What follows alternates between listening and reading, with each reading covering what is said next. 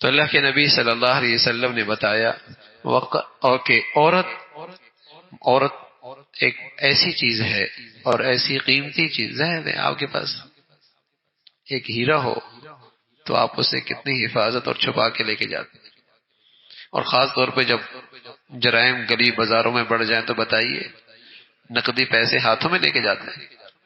قیمتی چیز ہاتھوں میں لے کے جاتے ہیں، اور خاص طور پہ جب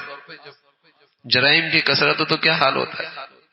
بڑی حفاظت کے ساتھ، بڑے چھپا کر، بڑی احتیاط کے ساتھ۔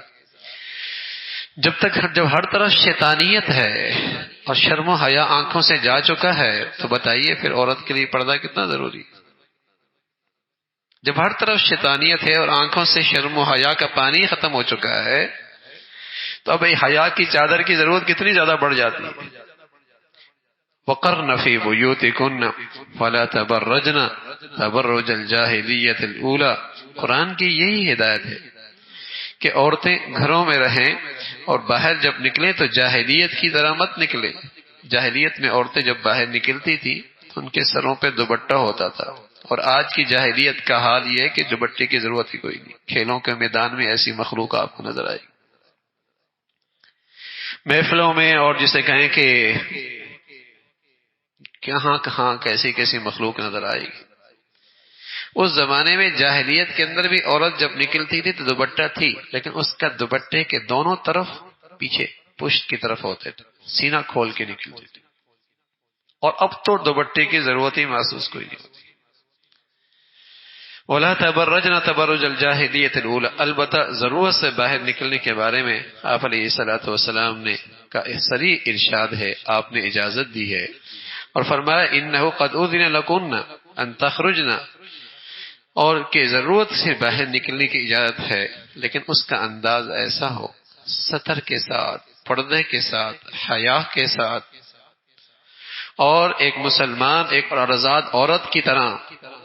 ایک آزاد اور مسلمان عورت کی طرح باہر نکلو کہ تمہارا پورا جسم ڈھکا ہوا ہو۔ اس ضرورت کے ساتھ آپ علیہ الصلوۃ والسلام سے حسن بصری رحمۃ اللہ علیہ نے ایک روایت نقل فرمایا کہ مجھے یہ بات پہنچی ہے کہ آپ علیہ الصلوۃ والسلام نے فرمایا، خدا کی لعنت ہے دیکھنے والے پر اور اس پر جس کو دیکھا جائے، یعنی کسی نامحرم عورت کو یا کسی کی ستر کو دیکھنا حرام ہے، اس پر اللہ کی لعنت ہے، ایسا شخص اللہ کی رحمت سے محروم ہے، اور اسی طرح وہ بھی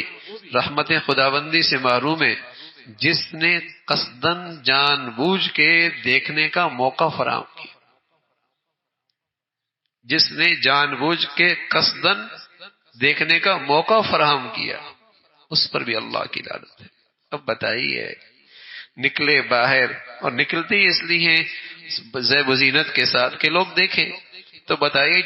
جب اس پر سینکڑوں بار اللہ کی لعنت برسے گی تو زندگی میں سکون رہے گا، اور اس لعنت کو لے کر جب گھر آئیں گے تو بتائیے اس گھر میں برکت ہوگی؟